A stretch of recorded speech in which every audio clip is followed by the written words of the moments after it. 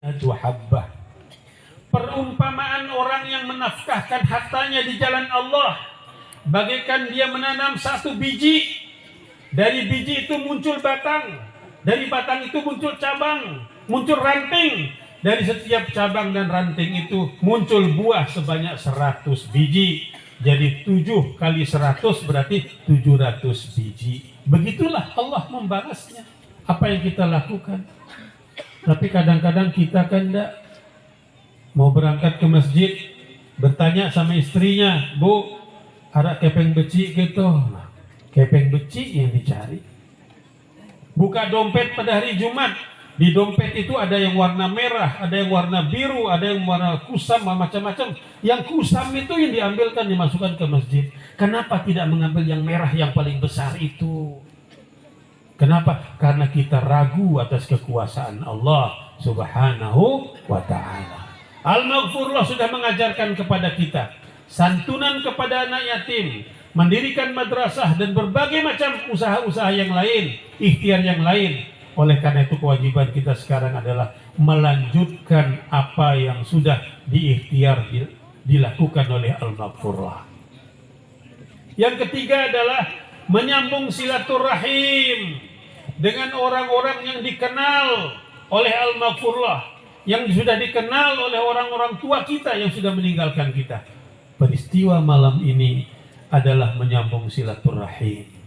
Karena itu ketika Adinda Pak Husnan Karyadi meminta saya untuk hadir, alhamdulillah, ini menyambung silaturahim.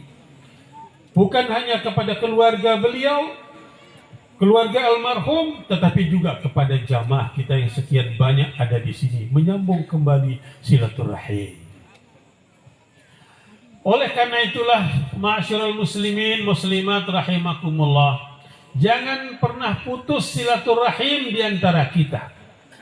Karena memutuskan silaturahim itu adalah mempersempit rezeki, mengurangi umur, dan meniadakan atau mengurangi kawan-kawan kita. Semakin banyak orang yang kita kenal, insya Allah semakin banyak rezeki kita. Semakin banyak teman untuk berkoordinasi dengan kita. Semakin banyak orang yang bisa dimintai nasihatnya atas masalah yang kita hadapi. Dan semakin banyak orang yang bisa memecahkan masalah yang kita hadapi ketika kita mendapatkan musibah atau masalah dalam kehidupan ini. 3 hal pokok itulah yang wajib kita lakukan untuk orang tua kita jika beliau sudah almarhum dan almarhumah. Bagaimana dengan orang tua kita yang masih hidup? Hanya satu, perlakukanlah mereka dengan sebaik-baik perlakuan sehingga kehidupan beliau menjadi baik, menjadi sejahtera di bawah binaan, di bawah asuhan anak-anaknya.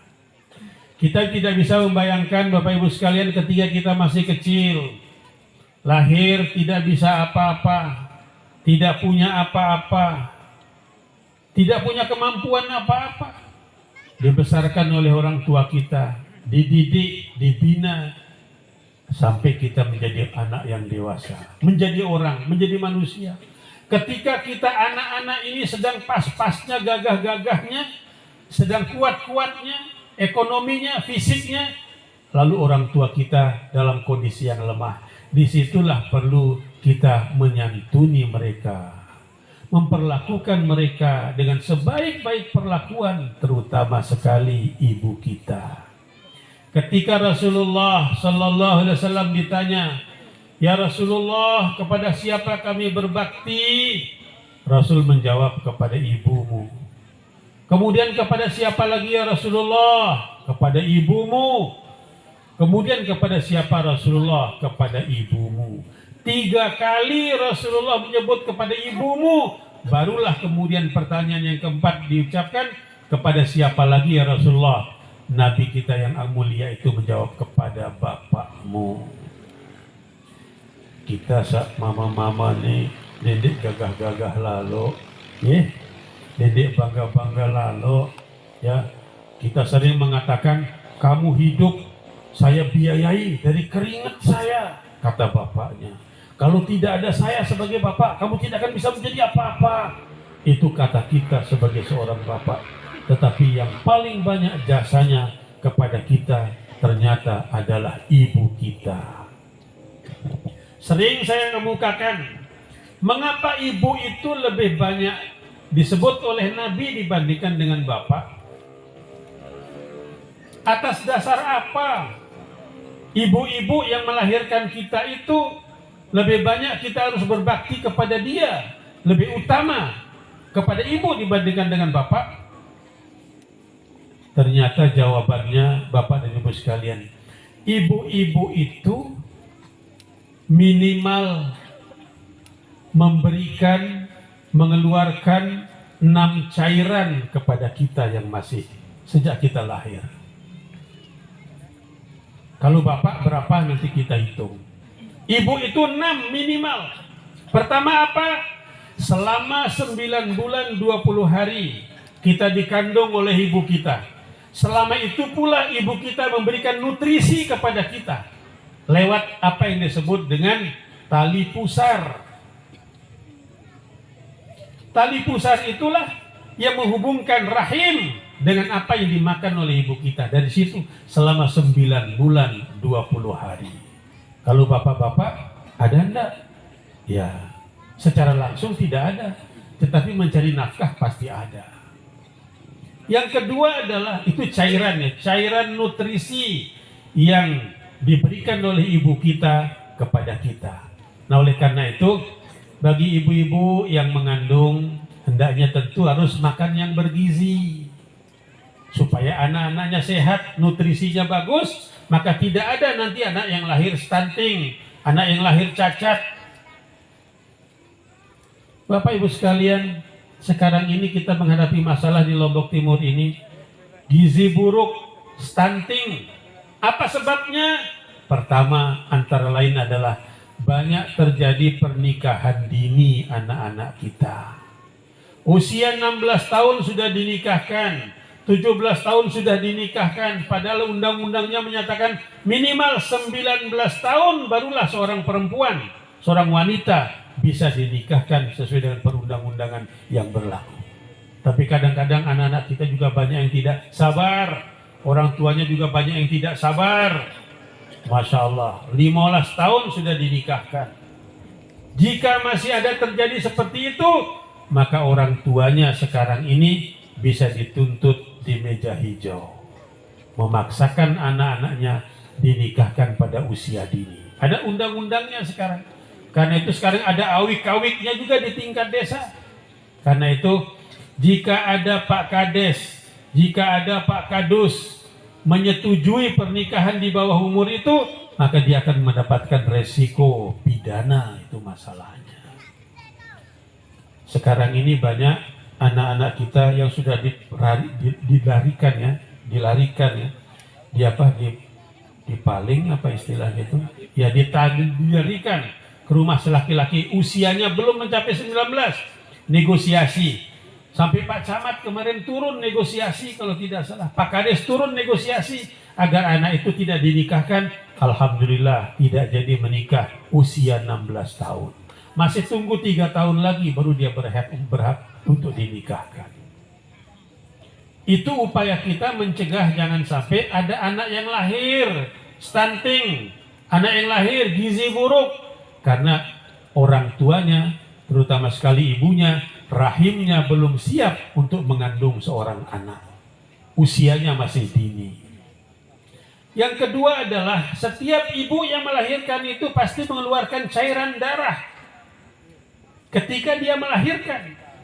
Bayangkan segitu besar anak itu lahir. Setiap ibu yang melahirkan pasti mengeluarkan cairan darah. Mungkin hanya meong yang melahirkan kalau tidak mengeluarkan darah itu. Kalau setiap manusia pasti akan mengeluarkan darah. Inilah cairan yang kedua yang diberikan oleh ibu kita kepada kita. Yang ketiga adalah apa yang disebut dengan cairan itu air ketuban. Air ketuban, setiap anak yang dilahirkan pasti bersama dengan ketubannya. Kalau ketubannya pecah, anaknya belum melahirkan, belum dilahirkan, masih dalam perut ibunya, maka akan terjadi prosesnya dengan kelahiran sesar, dibedah perut ibunya. Karena apa? Ketuban yang melancarkan persalinan sebagai pelicin jalan anak itu sudah tidak ada lagi, sudah keluar lebih dahulu. Ini ketiga cairan. Yang keempat, cairan susu. Selama 2 tahun kita disusukan oleh orang tua kita. Selama 2 tahun pula kita diberikan nutrisi oleh ibu kita melalui air susu itu. Oleh karena itu betapa bangganya, betapa bangga tuh bahasa kita bangga ya. Ya. Apa? Durhaka. Betapa durhakanya seorang anak selama 2 tahun dia disusukan oleh ibunya. Ketika dia sudah besar, ada yang memanai ibunya, ada yang menista orang tuanya, ada yang mencela orang tuanya. Allah mengajarkan kepada kita, wala taqul lahuma uffin. Jangan kalian berkata kepada orang tua, apalagi menyakiti hatinya, menyakiti fisiknya. Masya Allah. Ada peristiwa beberapa waktu yang lalu, seorang anak SMP kelas 3 minta motor kepada orang tuanya. Lalu orang tuanya yang baru panen tembakau belum menerima uang. Baru panen tembakau, belum menerima uang dari perusahaan. Tidak membelikan anaknya sepeda motor itu. Masya Allah, anaknya tuh bawa parang nganiaya orang tuanya. Na'udzubillah min dzalik. Cairan susu yang keempat. Yang kelima adalah cairan keringat. Ibu kita itu siang malam mengurus kita. Panas terik matahari tidak dihiraukannya untuk mengurus anaknya. Saking sayangnya kepada anaknya, keringat meleleh menetes mencari rezeki bagi anaknya, merawat anak-anaknya. Itulah cairan yang kelima diberikan oleh ibu kita. Dan yang keenam adalah cairan air mata. Ketika dia mendoakan kita, bangun dia tengah malam berdoa kepada Allah Subhanahu wa taala. Dalam sujudnya dia berdoa, dalam duduknya dia berdoa. Untuk siapa? Untuk kebahagiaan anak-anaknya. Itulah cairan air mata yang diberikan oleh ibu kita. Kalau ibu mengeluarkan 6 cairan, nampaknya kalau bapak hanya 2 cairan saja, yaitu cairan keringat ketika dia mencari rezeki bagi anak-anaknya, dan cairan air mata ketika dia mendoakan anak-anaknya. Oleh karena itu wajarlah jika Rasulullah Sallallahu Alaihi Wasallam pada saat ditanya itu menjawab, ibumu, ibumu, ibumu, baru bapakmu. Itulah perilaku kita kepada orang tua kita yang masih hidup, dan dilanjutkan oleh kita para anak-anak ini ketika orang tua kita sudah wafat, seperti haul yang kita peringati pada malam hari ini. Ma'asyiral muslimin muslimat rahimakumullah. Hidup kita ini singkat, tidak panjang. Nabi kita bersabda, usia manusia, usia umatku antara 60 sampai 70. Berbeda dengan usia orang masa-masa yang lalu. Ada yang 1000 tahun, ada yang 1500 tahun. Oleh karena itulah Allah memberikan satu karunia kepada kita umat Islam, yaitu pada bulan suci Ramadan disebut dengan malam Lailatul Qadar, yang lebih baik daripada 1000 bulan itu. 1000 bulan itu 84 tahun. Kalau kita beribadah pada malam hari itu, nilainya sama dengan orang yang beribadah 84 tahun. Kalau umur kita beribadah selama 60 tahun, hitung saja 60 kali 84, itulah usia kita. Relatif sama dengan usia orang yang berusia 1000 tahun, 1500 tahun. Karunia Allah kepada kita umat Islam. Oleh karena itulah kita bersyukur kepada Allah Subhanahu wa taala, kita ini dijadikan sebagai umat Muhammad sallallahu alaihi wasallam. Tugas kita sekarang ini adalah menjaga iman kita. Seperti tema ini, iman itu adalah nilai. nilai yang tidak berubah, tidak bisa menurun kadarnya. Iman itu tetap sebuah nilai yang harus kita pelihara dengan sebaik-baiknya dalam kehidupan kita. Sekarang ini Bapak dan Ibu sekalian, godaan yang kita hadapi terhadap mempertahankan iman itu luar biasa. Kalau zaman dulu, jika ada orang menikah, jika ada seorang perempuan di kampung itu dipinang oleh orang non-muslim dari kampung lain, maka orang tuanya menyatakan, bersediakah engkau masuk Islam? Jika si laki-laki itu menyatakan bersedia, maka terjadilah pernikahan. Jika laki-laki yang meminang istrinya, calon istrinya itu perempuan itu yang beragama Islam itu tidak bersedia masuk Islam, maka tidak jadi pernikahan. Ketika anaknya yang perempuan itu lari mengikuti calon suaminya yang tidak mau masuk Islam itu, maka orang tua itu mengatakan, kah, sayang bolang teluk seke, silahkan pergilah. Anak itu tidak diakui lagi sebagai anak oleh orang tuanya. Tapi itu zaman dulu. Zaman sekarang beda lagi. Yang penting mobilnya mengkilat, yang penting sawahnya luas, yang penting kawoknya, yang penting kerbunya banyak. Beda agamanya tidak apa-apa, yang penting dia cinta kepada anak saya. Begitu kata orang zaman sekarang. Padahal Bapak Ibu sekalian, apa hukum pernikahan itu? Jika perempuannya beragama Islam, kemudian laki-lakinya non-Islam, mau Kristen, mau Hindu, mau Buddha, mau Katolik, di luar Islam, mereka tetap mengatakan dirinya menikah, maka pernikahan itu adalah pernikahan yang haram, yang tidak sah. Tetapi berbeda jika laki-lakinya Islam, dia menikah dengan non-Muslim, dihalalkan oleh Allah, dibenarkan oleh Allah bahwa perkawinannya itu perkawinan yang sah.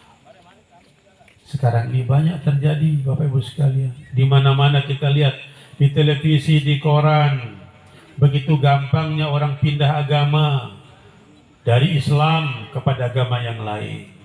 Itu artinya adalah imannya ini yang belum kokoh, belum tertancap dalam hatinya, belum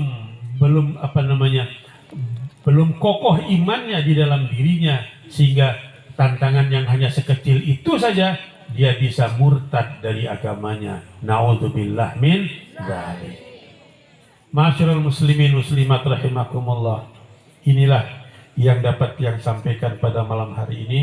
Mudah-mudahan ada hikmah dan berkahnya bagi kita, dan kita berharap mudah-mudahan al-maghfurlah Tuan Guru Haji Lalu Muhammad Nuh mendapatkan surga atau kuburannya menjadi taman surga dibuatkan oleh Allah Subhanahu wa taala. Amin ya rabbal alamin. Terima kasih.